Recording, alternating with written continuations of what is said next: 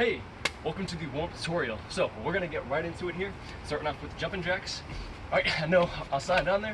You've got 25. Now, more important than the rep counts going through here, I just want to make sure that I show you the actual motions themselves, how to get through them, able to answer any questions that you might have. So, 25 of these guys right here, just like they're depicted. Next up, 20 air squats. All right.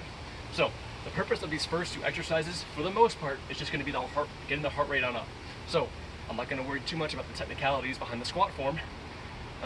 If you know something that you have struggled with, all I want you to think about is sitting back into a chair. And if it helps, you can get an actual chair, set it back behind you, have that as a cue. So sitting back, kind of hover above it, and then coming back on up. So 20 reps, that guy right there. All right, the next one I'm actually going to give explanation for is your multi-directional lunge. All right, this is something still a big compound movement, keeping the heart rate out up, but also we're going to get some stretch and some activation going. So in the first move of your arc, what I want you to do, pick the leg on up, swing it out as wide as you can, and you're going to step in that direction. All right, to distinguish this between a open hip lunge and a side lunge, you should be moving directly to the side, right? With the open hip, you should be to the side and behind you. This foot stays planted. So open hip, side, and then front, and now you're going to match that. Front, side, open hip. Once you've done the second open hip, you're going to repeat that side, open hip, side, and front. Once again, front, give myself a little more room, side, and open hip. So that motion of going all the way one way, all the way to the other, that's one arc. You have 3 arcs as a part of your warm-up. Next up, 20 big backwards arm circles. Pretty much just what it sounds like. This guy right here, focusing on getting a good stretch on kind of that chest and shoulder area as you get sort of that kind of top range of motions. If you feel a stretch right there, doing it correctly, just a dynamic stretch, 20 reps here. After that, you have 20 small arm circles. This is going to be more so for shoulder activation in the absence of any equipment. Obviously, we're all working at home right now. So the one cue that I do want to give when it comes to these tiny arm circles is I want you to have a slight hinge forward. So your torso is not perfectly upright, right? Sit your hips back, be a little bit forward, and this is going to get the rear shoulder a little bit more involved. All right, 20 small arm circles here. So what's after that? 20 T-spine twists. So this is something to work in your T-spine or thoracic spine, the mobility in there. You're going to start off on all fours, all right? Then bring your hands up to your head. Now, keeping your hips still, the temptation is going to be to want to twist on out, and you'll see this, actually, let me do that side. Twist on out, and you'll see this knee kind of lifts on up. Keep the entire lower body planted firm. Upper body, you're going to twist on up as far as you can. Don't worry about going too terribly far. You'll be able to feel your kind of end range of motion. It'll increase the more that you practice that movement right there. Sorry about the cut, battery died. Next thing, 4 rounds, half bird, half dog. So you might be familiar with bird dog. And something that I'll say right now too is that if that's something that you can know you can do successfully, or we've talked about you being able to do successfully, just go ahead and do that instead. If you can't though, and if we're not at that point of certainty, the half bird, half dog is going to go around in the circle, right? So you'll start off in a plank position, and instead of doing the actual bird dog itself, what you're going to do is you're going to focus on just one limb at a time going around. So one arm up, other arm up, one leg up, other leg up. So that's a round, and I said there's 4 rounds. Now the things to look out for when you're doing that is going to be any arching in the core, right?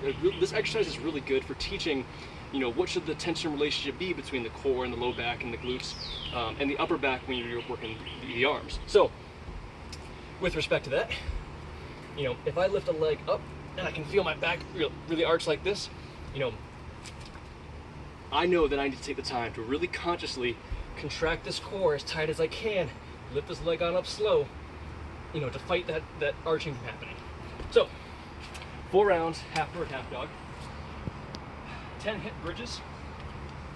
So I'm going to show you 2 variations here. It's something that you're going to want to do in order to get glute activation going. And so most simply, you have your feet planted right here, and you're gonna arch it up, thinking about squeezing the glutes first and using that to drive.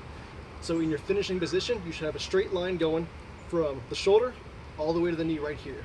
Now, what might happen with some of you is instead of feeling it more in the glute, you might feel a little bit more in the back of the leg, in the hamstring.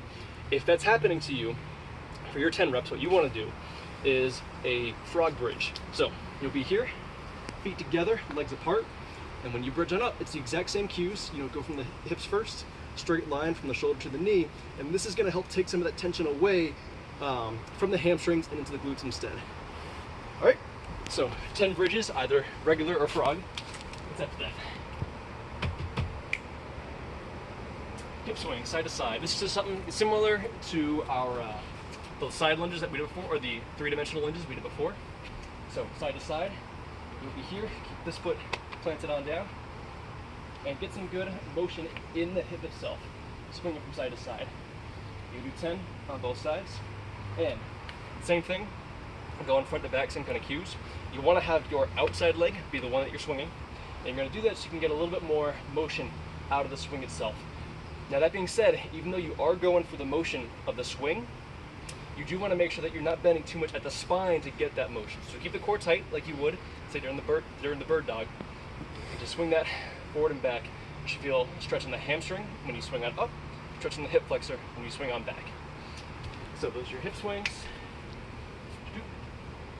I'm looking at the same doc that you'll be looking at as well. This is the warm-up that I typed up for you guys specifically. Oh, and the last thing is going to be a static hold. So this is one that might change when we talk individually. During the warm-ups, I normally don't do static stretches. They're better for cool downs. But a lot of times there's you will have a particular mobility that needs to be addressed before you go into your workout.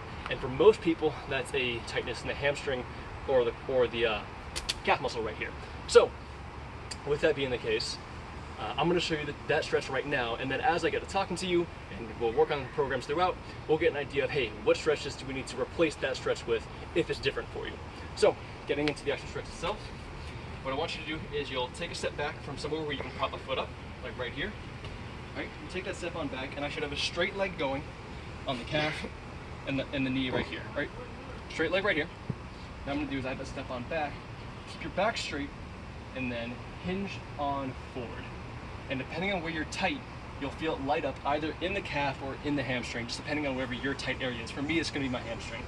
So get to a point where you're stretching at discomfort but not pain, and hold that for about 30 seconds. And then you're just going to match that on the other side. So that's your dynamic warm-up. Hope you're going to enjoy our coaching here on True Coach, and see you in the next tutorial.